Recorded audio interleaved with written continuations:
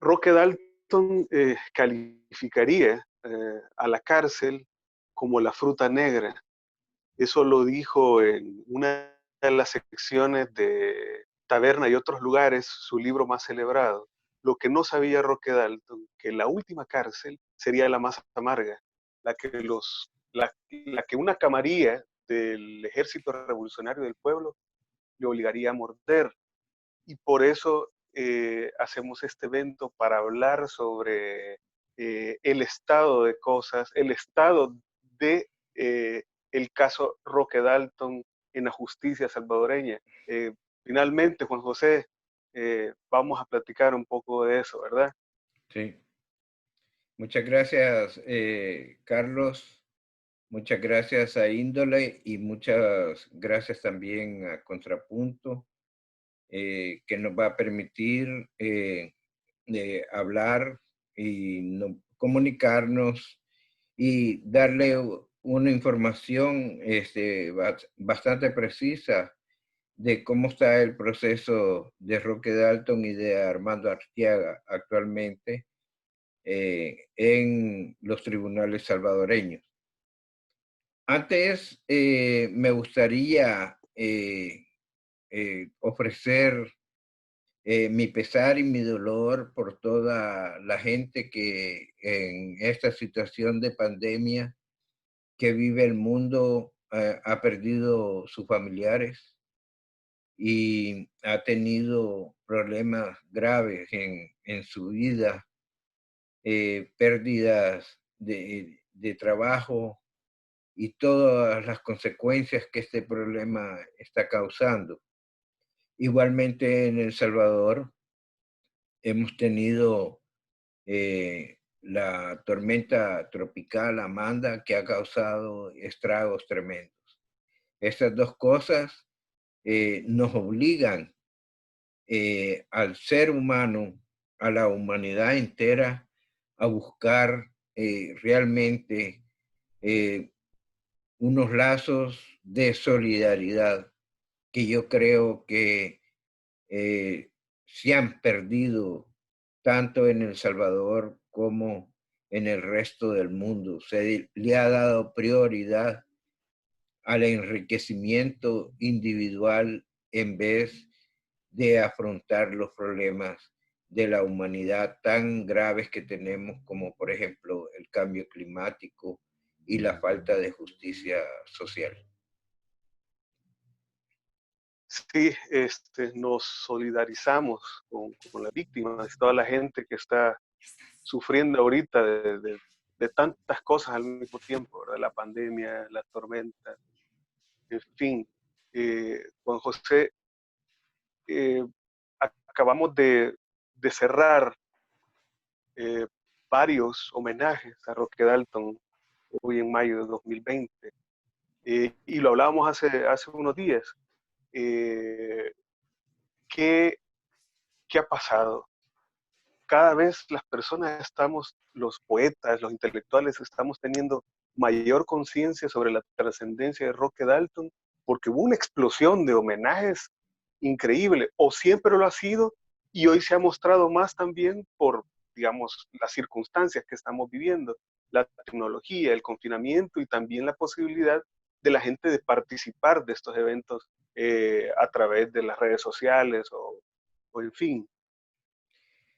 Bueno, yo creo que ciertamente los meses de mayo reúnen las dos fechas, la fecha trágica del asesinato de mi padre y también la fecha que celebramos, que es el nacimiento. Mi padre en este mayo que pasó hubiera cumplido 85 años de vida. Claro, si no hubiera muerto, si no hubiera sido asesinado o no hubiera muerto de otras circunstancias. Pero creo que quizás hubiera llegado a los 85 años, casi más del doble de lo que él vivió. Y si con lo que él vivió logró producir una obra tan grande, tan inmensa, tan universal, que tuviéramos ahora nosotros El Salvador como herencia cultural dejada por un genio de la literatura como fue Roque Dalton. Eh, Siempre hubo celebraciones muy emotivas, tal vez más en contacto con la gente, pero en este año hay una situación muy especial, sobre todo el confinamiento, la cuarentena, obligó a mucha gente a, como a agarrarse de la poesía para poder expresar su amor, su dolor, su temor en medio de la pandemia. Entonces muchos precisamente se acordaron de Roque Dalton mucho más en este tema.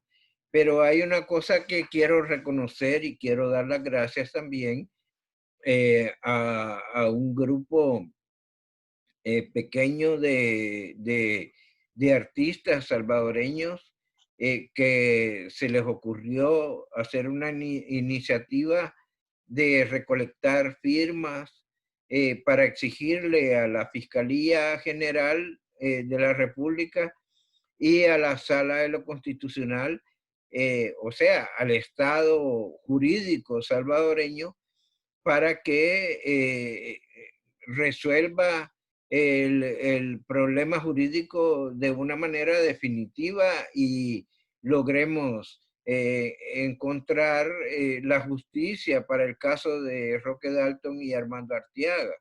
Entonces, hemos recogido en prácticamente unos pocos días 2.000 firmas de artistas salvadoreños, tanto residentes aquí en El Salvador como en la diáspora.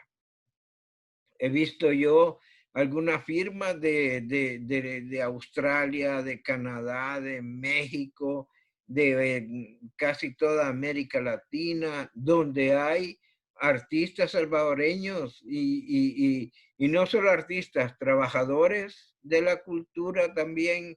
Me estoy refiriendo a esos obreros culturales como son los malabaristas, los artistas circenses, los artistas más espontáneos que hay en El Salvador. Hay músicos, hay, bueno, poetas ni se diga, escritores pero también hay profesionales de todas las áreas. Hay académicos universitarios, científicos y de otra gente interesada en la cultura de El Salvador y que reclaman un basta ya a la impunidad que por 45 años se ha tenido. Y algunos dicen que maliciosamente que el cómo no importa tanto como el por qué en el caso de Dalton. ¿Eso es cierto? Bueno, importa el cómo y el por qué. Este, el cómo y el por qué están realmente relacionados porque Claro. en un crimen hay por qué se produjo el crimen, pero el cómo se produjo puede incrementar el delito, ¿no? No es lo mismo haber, digamos, aunque sea trágico, no es lo mismo el asesinato de un tiro en la cabeza que eh, primero haber aplicado torturas, primero haber propiciado vejámenes, desprestigio, de todo tipo, que fue lo que sufrieron Roque Dalton y Armando Arteaga, desprestigio de sus figuras como gente que estaba luchando con ideales genuinos por cambiar el país. Entonces, si a eso le agregas que hubo tortura, que hubo...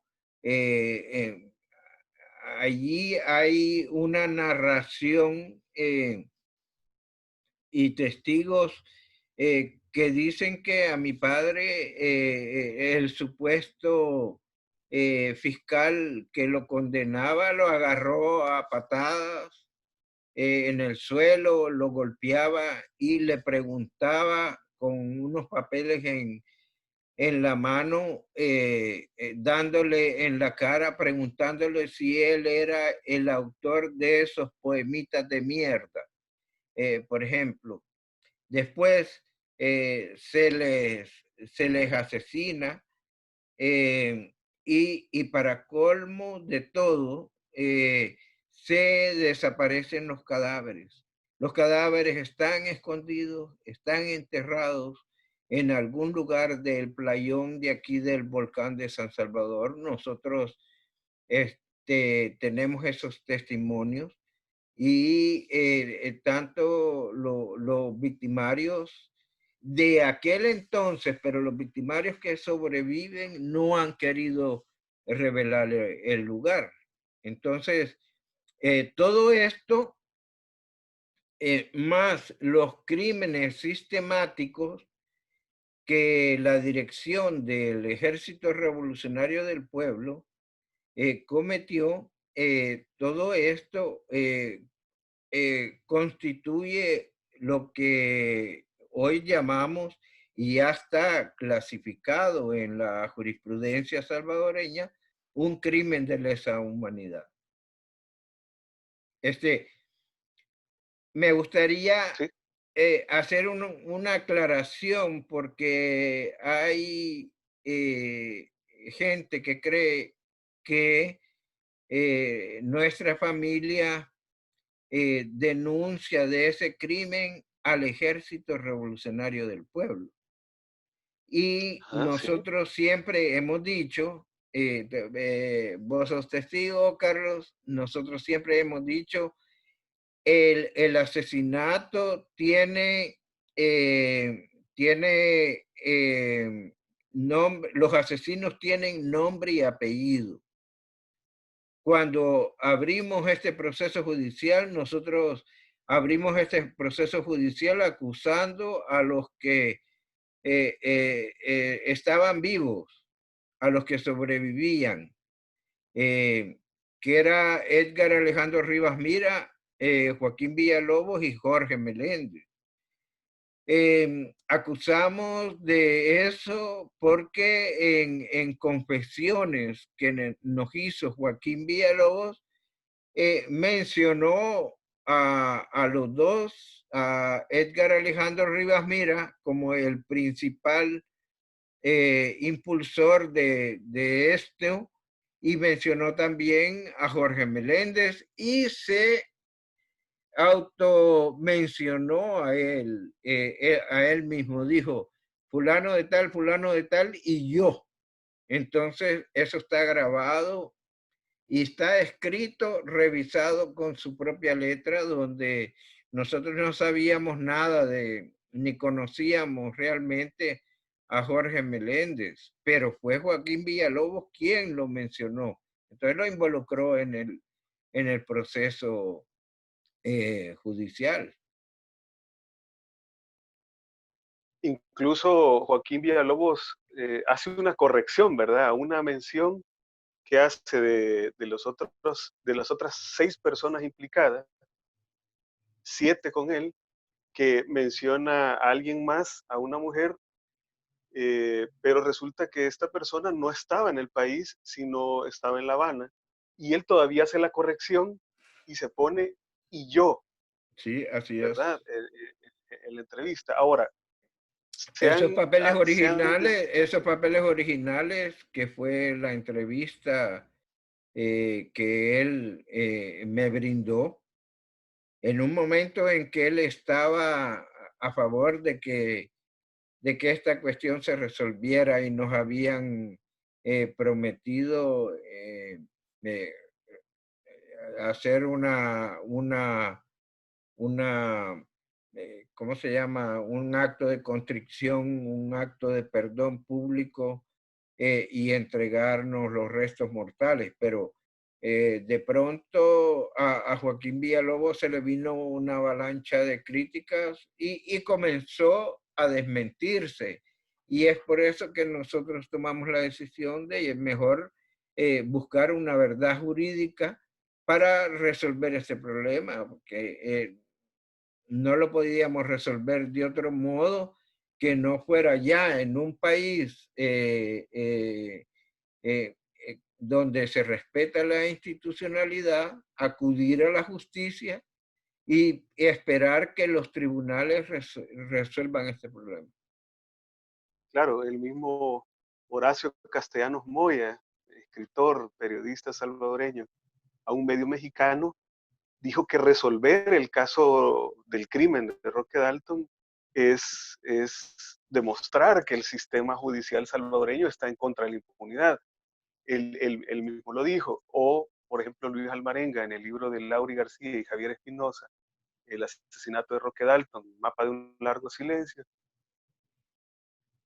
dice que el caso Dalton es un gran trauma nacional, ¿verdad? Uno de tantos, pero tiene ese rango, ¿verdad? Ahora, eh, estamos hablando que Joaquín Villalobos, en esa entrevista que le da a usted en el 93 al Excelsior, para el Excelsior, dice que, bueno, se compromete o que va a haber un perdón público, etcétera, pero estamos hablando que hoy, a mayo, junio de 2020, se comprometen a entregar los restos mortales de Roque, pero hasta esta hora y hasta este día no ha resultado, ¿no es cierto?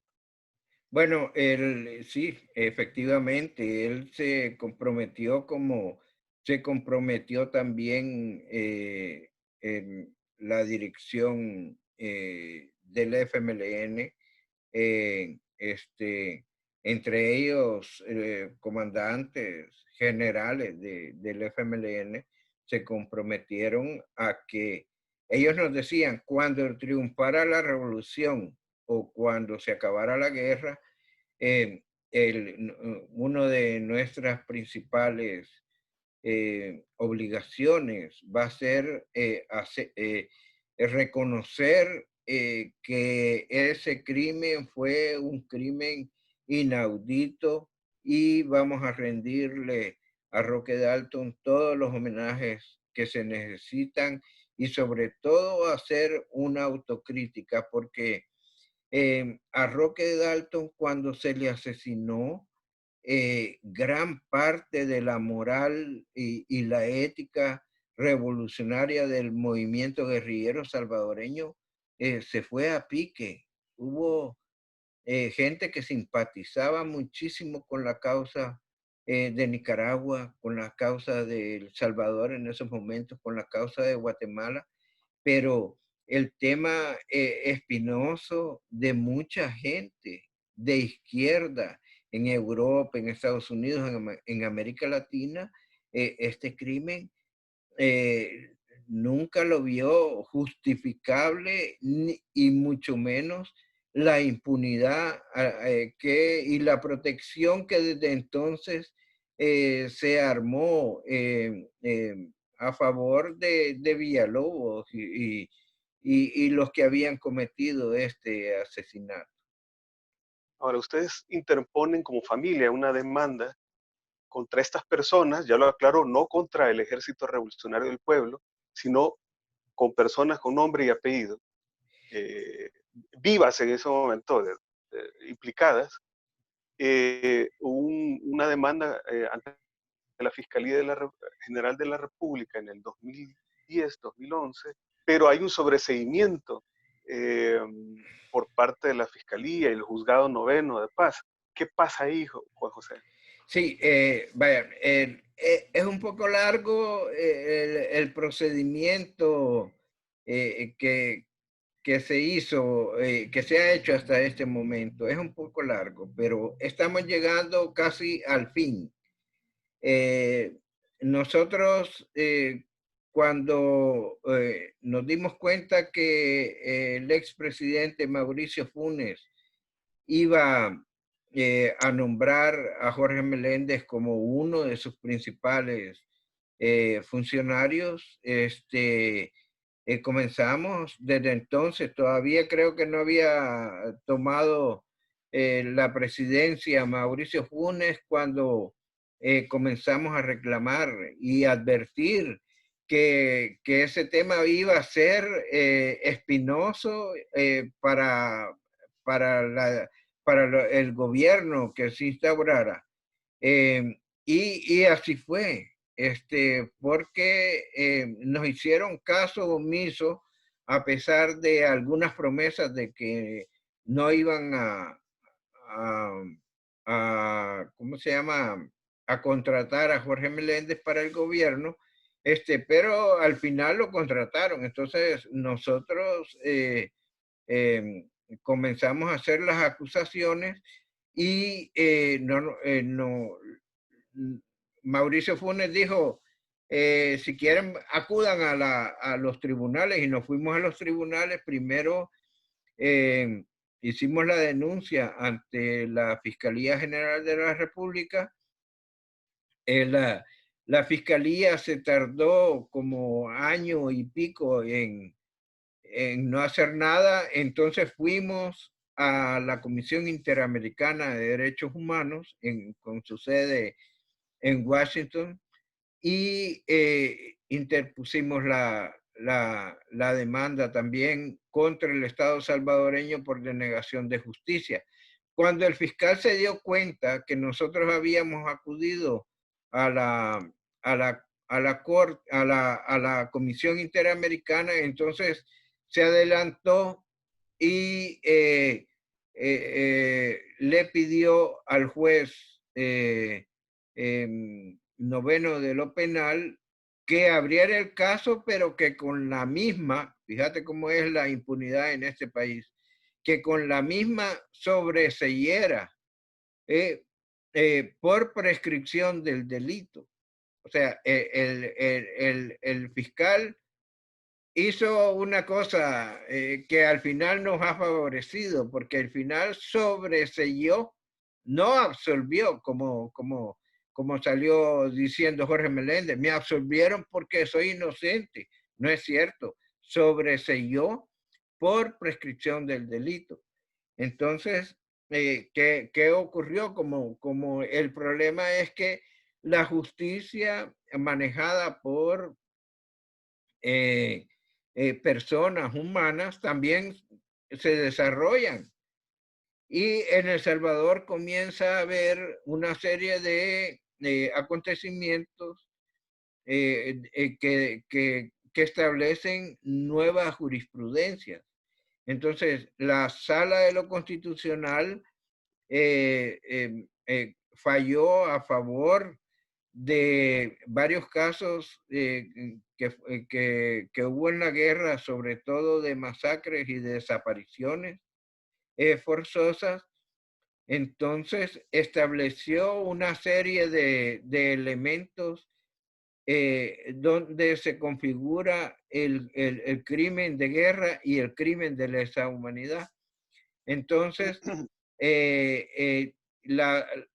el juez militar que había sobreseído a mi padre, a los asesinos de mi padre, y que la Cámara de lo Penal también favorece ese sobreseimiento.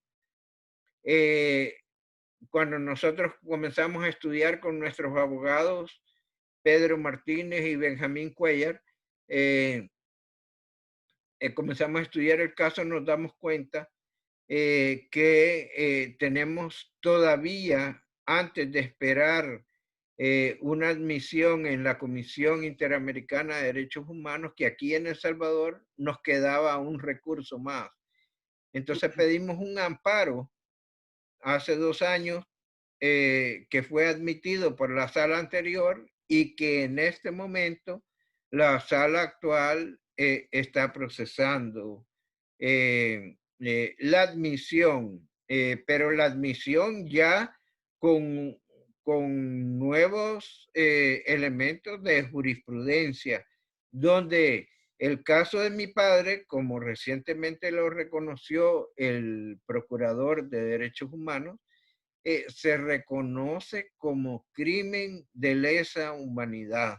¿Por qué? Porque mi padre fue asesinado junto con Armando Arteaga en, en el marco de una confrontación política en el que no hubo solo ellos dos como muertos, hubo otros asesinados. Entonces, y un poco más allá, la misma dirección del Ejército Revolucionario del Pueblo está involucrada en otros grandes crímenes, como en el crimen de Poma, que lo secuestraron. Es un crimen gravísimo de lesa humanidad, que lo secuestraron, negociaron con el cadáver, extorsionaron a la familia y desaparecieron el cadáver. Con mi padre ocurrió casi lo mismo, lo único que no era extorsión por medio la que hubo, pero sí se configura el crimen de lesa humanidad, y en este momento la fiscalía ha sido prácticamente reclamada por parte del procurador para la defensa de los derechos humanos, para que comience a investigar el caso, y también se le está pidiendo a la Sala de lo Constitucional que acelere su fallo para darnos una respuesta al amparo. Pero a pesar de todo eso, supongamos que todo eso fallara, estamos también con el recurso pendiente de tribunales internacionales que actúan bajo la jurisprudencia, incluso aquí en América Latina, de la justicia universal. Y también, si en el caso del Estado salvadoreño no va a resolver este problema, lo puede resolver un país vecino, ¿verdad? Y lo puede resolver también la Comisión Interamericana de Derechos Humanos por la demanda que ya pusimos hace como 9 años. Y entiendo yo, o sea, parte de la jurisprudencia que existe hoy y que permite, digamos, esperar, bueno, tener un caso más robusto, digo, a nivel de jurisprudencia, también entiendo que hay más testigos, incluso que ubican tanto a Joaquín Villalobos como a Jorge Meléndez en el lugar de los hechos y en el crimen en sí. Por ejemplo, Saúl Mendoza, Porfirio Hernández y el comandante Santos Lino ubican mediante sus testimonios, que además están grabados en el documental de Tina Lee, que los ubican a esta gente en el momento. O sea que todavía hay más elementos como para esperar, digo, para que en el momento en que la justicia salvadoreña diga, bueno, se investiga, poder tener todos estos elementos para evaluarlos, ¿no? Sí, si yo te digo que la denuncia nuestra era un folder como de 25 páginas, y ahora el expediente abierto allí en la Sala de lo Constitucional tiene más de 300 páginas. Entonces, hay mucha información, no solamente de la parte acusadora, sino que estudios y otro tipo de revelaciones eh, que están o van a ser incluidas en el proceso. Por ejemplo, cuando nosotros abrimos el caso, cuando se firmó la paz en El Salvador, los archivos de Estados Unidos, los archivos de la CIA de Estados Unidos no estaban revelados. Pero en este proceso se reveló, se abrieron, se desclasificaron documentos de la CIA donde la CIA reconoce que interrogó a mi padre cuando estuvo preso en 1964 y que no quiso colaborar. Pero no solamente eso, sino que la CIA está involucrada también en un intento de asesinato a mi padre, porque la Agencia Central de Inteligencia, después de interrogarlo, lo vuelve a entregar al ejército eh, para que se hicieran cargo de él, para que lo mataran, porque ese era el proyecto, hacer ver a mi padre que había traicionado y seguramente lo iban a desaparecer o iba a aparecer asesinado en algún momento y a otros compañeros de él los hubieran apresado y le hubieran echado la culpa a él de que él era el que los había delatado. Y todo eso viene, por ejemplo, o sea, que descarga de supuestas acusaciones que le hicieron a mi padre de ser agente de la CIA. Esto era algo que él siempre negó y que además ahora se demuestra con hechos fehacientes, ¿verdad? Y bueno, y también en declaraciones de Joaquín Villalobos y Jorge Meléndez eh, descartan totalmente esas acusaciones. No, en la entrevista que Joaquín Villalobos me da, reconoce que él incluso dice que no hubo juicio, que todo lo que hubo fue un intento de ocultar y esconder las verdaderas razones que era el plan de asesinarlo, ¿verdad? De asesinar también a Armando Arteaga, que fue un hombre, un gran dirigente obrero, un dirigente sindical, fundador de la lucha armada y la lucha popular en El Salvador, un hombre íntegro eh, que tenía mucha gente amiga en el seno del RP y en las otras organizaciones de izquierda. Eh, eh, este, era la aberración tan grande que tuvieron esta dirección del RP, llegaron a un extremismo y a un dogmatismo eh, que prácticamente no tiene muchos precedentes en ninguna lucha popular, ¿verdad? Y triste el episodio que causaron y que nos han heredado durante 45 años de impunidad todavía. Hay un comentario de Joaquín Villalobos en un programa de televisión donde cuando le preguntan sobre el que responda sobre Roque Dalton, él dice que esa página ya la pasaron. Prácticamente que el pasado tiene que quedar en el pasado. Y algunas, piensan que abrir estos casos es abrir heridas.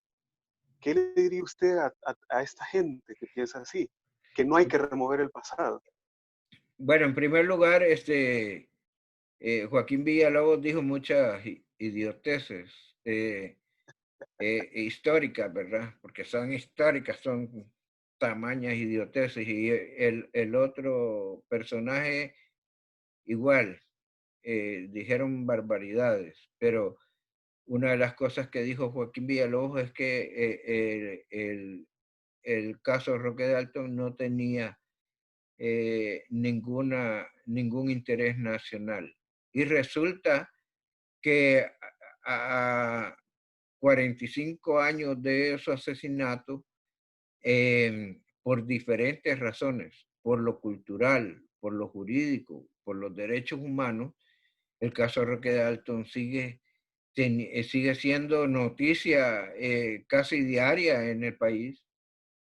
Este, entonces, pero cuando la gente dice que acudir a la justicia, acudir a reclamar justicia, es reabrir heridas, y yo creo que, bueno, eso solo lo dicen los victimarios o la gente que no, Que eh, no quiere, que no ha sido dañada por este tipo de situaciones, porque toda la gente que ha sido víctima de abusos, tanto del ejército como de la guerrilla, son gente que la herida nunca se les ha sanado.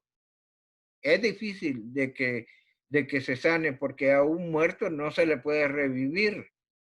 Entonces, yo además digo otra cosa, acudir a la justicia es, nuestro objetivo es para derrotar la impunidad que existe en El Salvador, que es la madre de todos los males de este país.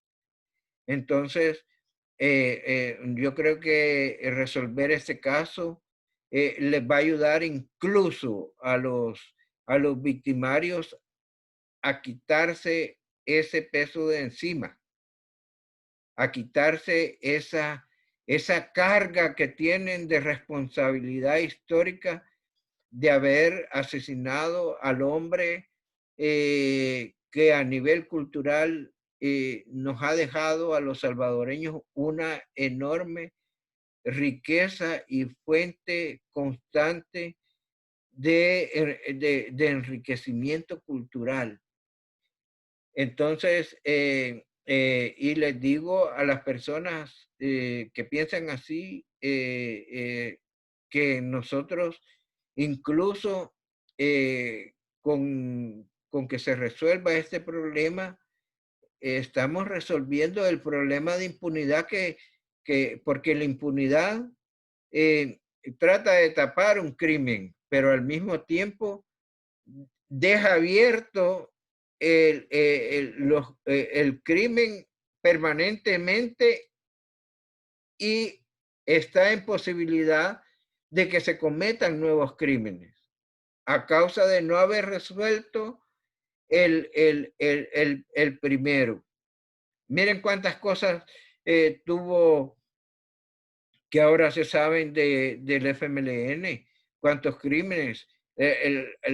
Si se hubiera resuelto bien el tema de mi padre en el momento preciso, si hubiera habido una autocrítica y un reconocimiento del crimen, no se hubieran dado otros casos tremendos como los que se han dado, que ahora conocemos de las masacres de Mayo Cibrián y de otros, porque hay un montón de casos que ahora están aflorando, porque ahora la gente también va perdiendo el miedo. Y veamos el caso del holocausto durante la Segunda Guerra Mundial. Cómo después de tantos años, más de medio siglo, o mucho más, casi un siglo casi del tema del holocausto y todavía esos crímenes laceran la humanidad y la sensibilidad de la humanidad.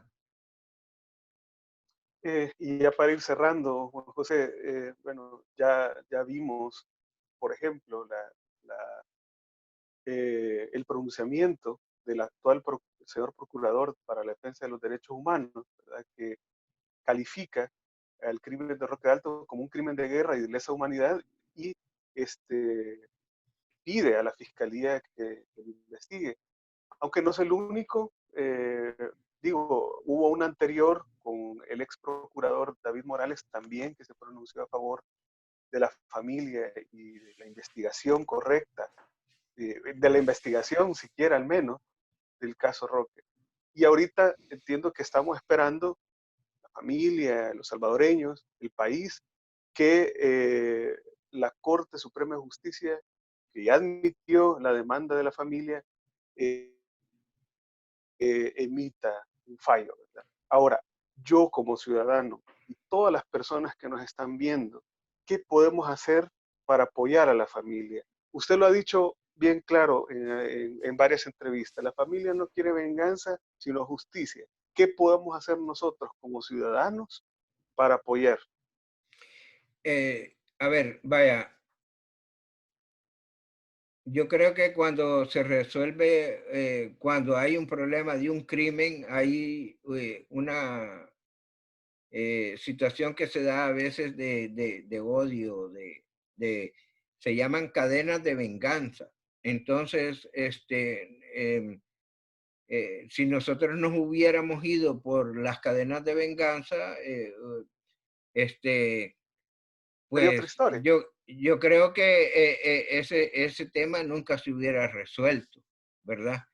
Porque no es venganza lo que nosotros queremos. Nosotros queremos que la justicia salvadoreña realmente funcione. ¿Y qué es lo que le podemos a la sociedad? Lo que salvadoreña, lo único que le podemos pedir es que siga apoyando la lucha contra la impunidad, tanto en el caso de Roque Dalton como en el caso de Monseñor Romero, que lo tengo ahí atrás, ¿verdad?